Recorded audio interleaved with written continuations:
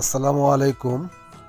এ হলো এক আজব দুনিয়া। ঘর থেকে বের না হলে আপনি পৃথিবীর সৌন্দর্যই বুঝতে পারবেন না। মহান স্রষ্টার সৃষ্টি কত বড় এবং তার সৌন্দর্য কতটুকু।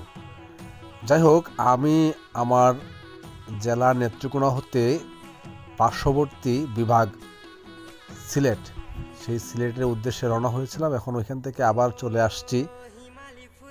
এই অংশটুকু হলো সুনামগঞ্জ সদর থেকে আপনি যখন জামালগঞ্জ তাহেরপুর থানাতে যাবেন, এর মাঝখানে সুরমা নদীর উপরে এই ব্রিজ।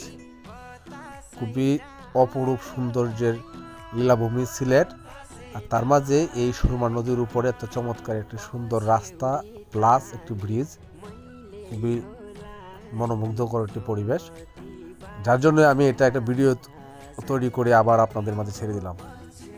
ভালো থাকবেন সবাই।